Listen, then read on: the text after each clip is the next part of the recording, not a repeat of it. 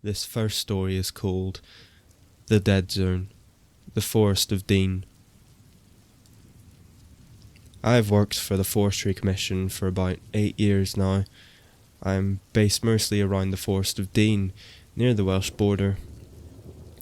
It's an ancient place, lots of oak, mining history, and roaming boar. You get used to the weirdness of it. You get used to finding old mine shafts covered in bracken, or stumbling across pagan shrines that locals have built out of twigs and bone. It doesn't faze me. But something happened last November, and it's the reason I don't work the late shifts anymore.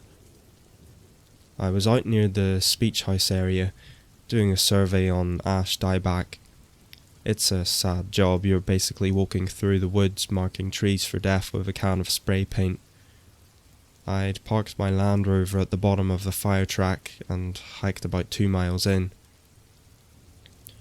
It was around 3:30 p.m. when the light started to go. In the UK winter, that twilight hits you fast. The sky turned that bruised purple colour, and the temperature dropped like a stone. I decided to pack it in. I checked my GPS to head back to the track, a route I've walked 100 times. I was walking down a slope, sliding a bit on the wet mud, when the sound cut out. That's the only way I can describe it. Usually the woods are noisy, you've got the wind in the canopy, the distant hum of the A4136, the sound of your own breathing. But I stepped over a fallen log and suddenly, vacuum, absolute silence. No traffic noise, no wind, even the squelch of my boots in the mud sounded muffled, like I had cotton wool in my ears. I stopped. I felt the hair on the back of my neck stand up, that primal lizard brain warning. I scanned the tree line. About 50 yards to my left, standing in a patch of dense ferns, was a man.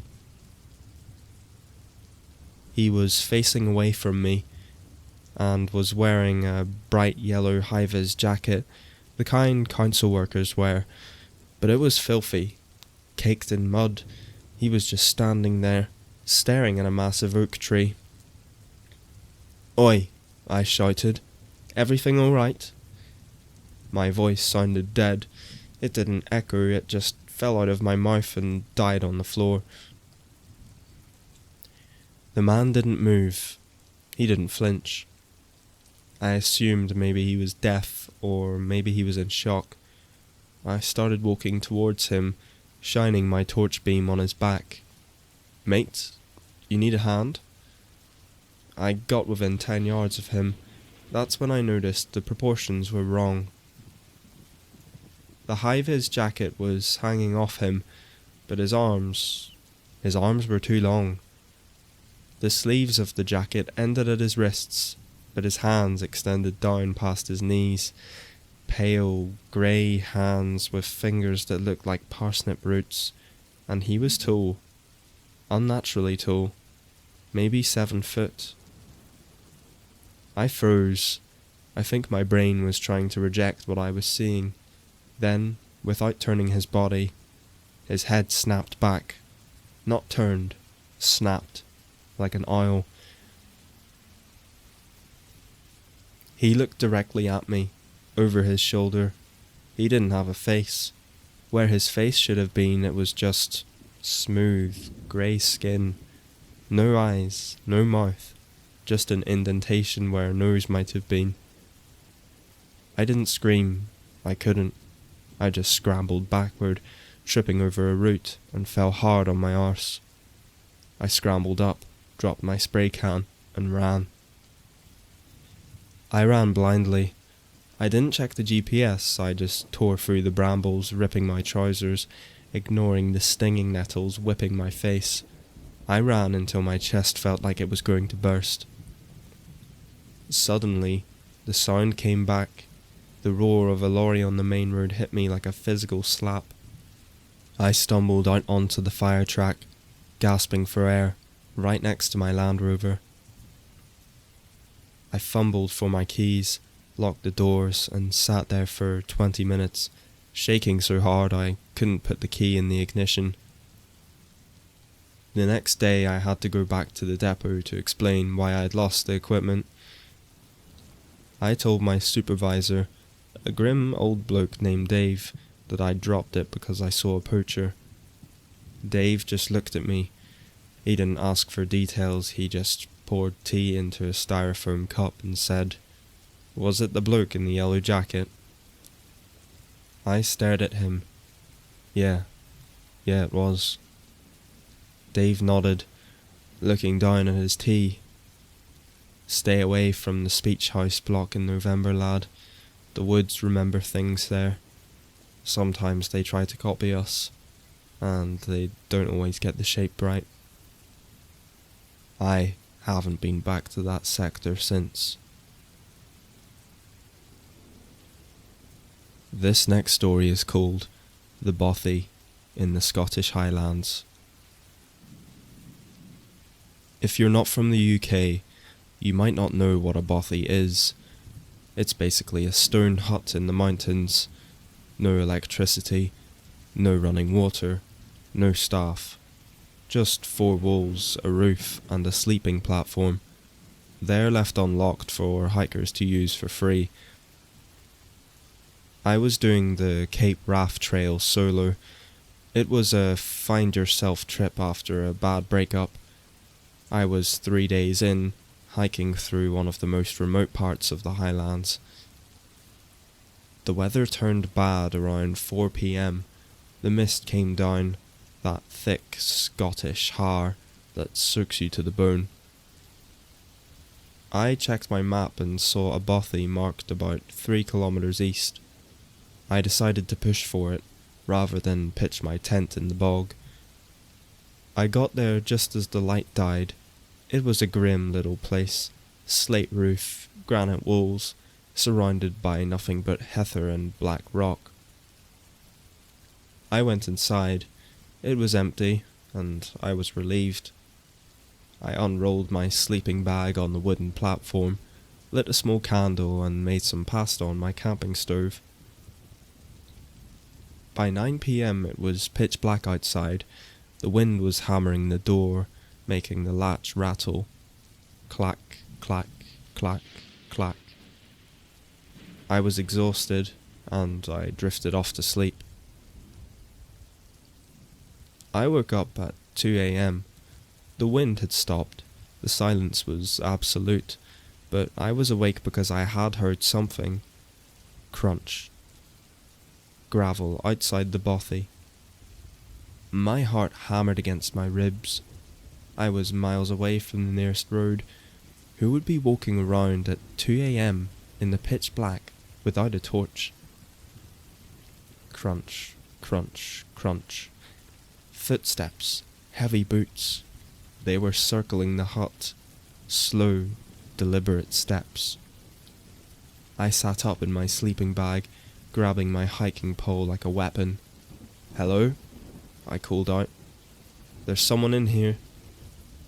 The footsteps stopped immediately. I waited. 1 minute. 2 minutes.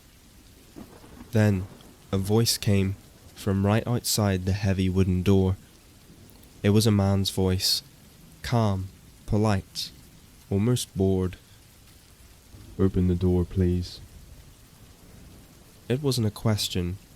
It was a command. I can't," I stammered. "I'm not dressed. Who are you?"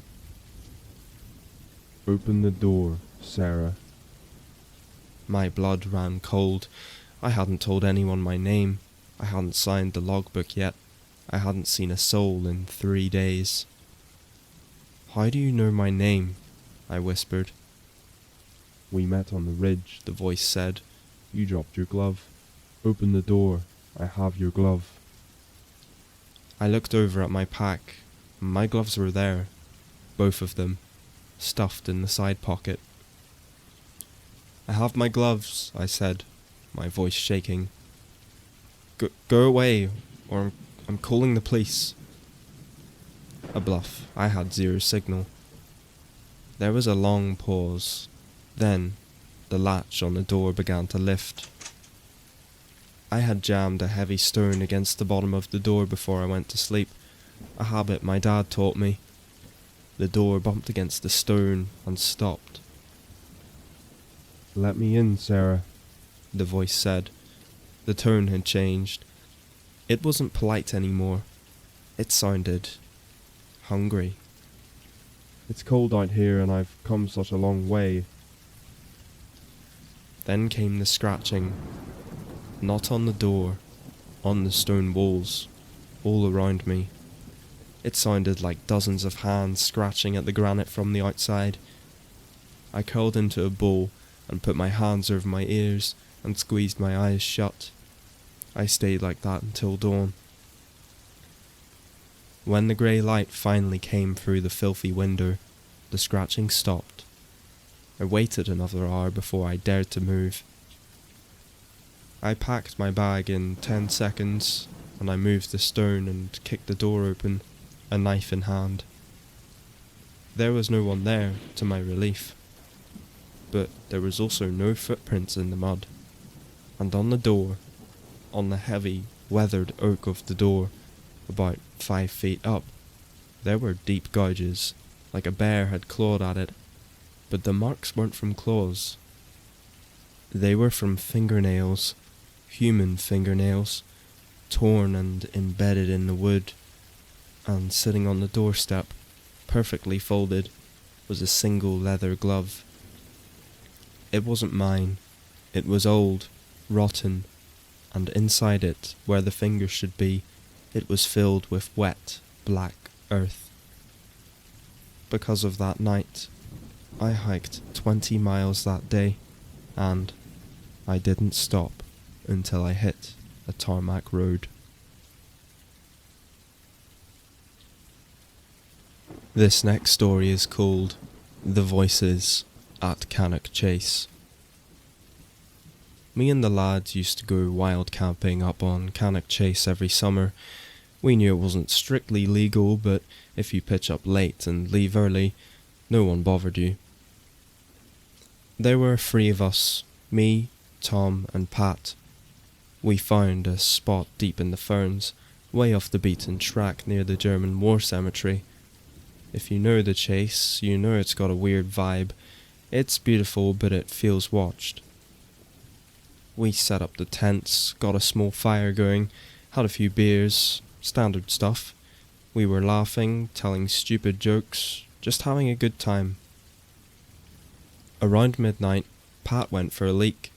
He walked off into the darkness towards the tree line. We heard him whistling. He was whistling the tune to Sweet Caroline.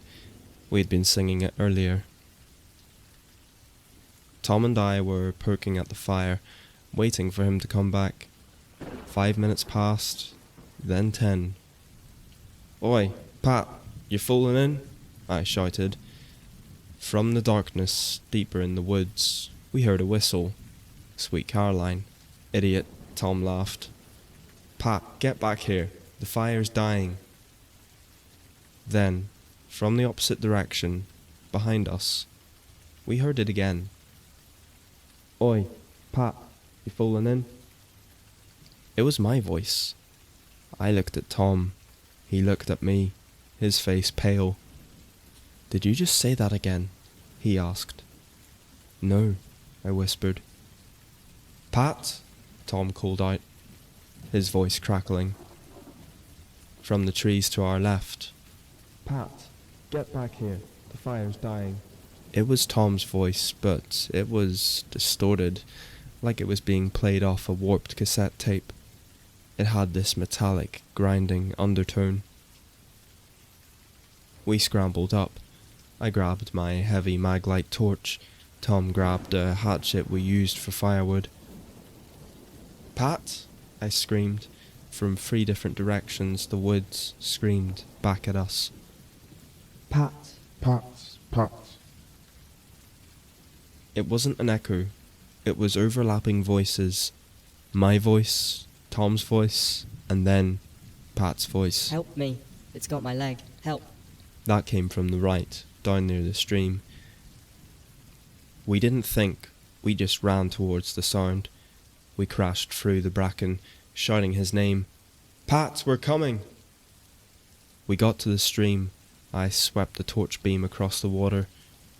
There was nobody there, just the black water churning over the stones. Then, from back up the hill, right where our tents were, we heard Pat screaming again, but this time it sounded calm, horribly calm. It's okay, lads. I'm back at the fire. Come back, it's warm. Tob grabbed my arm. "That's not him," he hissed. "Listen to the cadence. It's wrong." He was right. The rhythm was robotic. Come back. It is warm. We didn't go back to the tents. We made a decision right there. We ran for the road. We left our tents, our sleeping bags, my car keys, everything.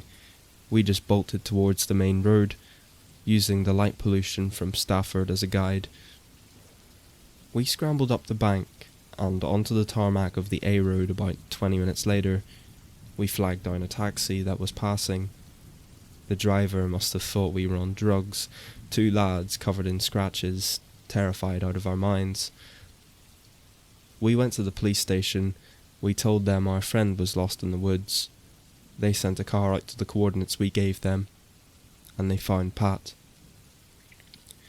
He was found wandering on the side of the road, 3 miles away from our camp, in the opposite direction. He was catatonic, he wouldn't speak, and he was covered in mud. When we finally got him to talk, days later, he said he had walked into the woods to pee, and he had walked into a fog. He said inside the fog, he could hear us whispering to him. He said we were telling him to walk deeper, to come find us in the dark. We went back in the daylight about a week later to get our stuff. The tents were shredded, not cut, shredded, and arranged in a circle around the burnt-out fire. And in the centre of the fire pit, sitting on the ash, was my car key.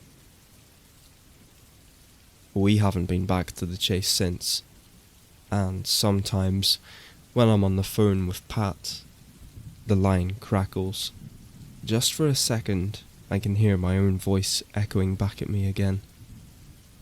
I'm not sure if this is just in my head, or if it's something I can actually hear, but I don't know. It's almost like something has followed us from the chase, and still is. If you made it back from the woods safely tonight, mark your return by liking this transmission. It helps the signal reach others who might be wandering in the dark. And if you wish to be present when we open the next case file, make sure you're subscribed to the registry with notifications turned on. We are uploading evidence every week, and you won't want to be asleep when the next file drops. I know some of you listening have seen things you cannot explain. You have worked the night shift where the shadows moved. You have driven roads that aren't on any map. Do not keep it to yourself. If you have a story, whether it's a brush with the paranormal, a glitch in reality, or a human encounter that chilled you to the bone, I want to document it. Check the description below this video. You will find the submission guidelines and secure email address. Your story belongs in the registry. Case file 2 is now closed. Sleep well, if you can.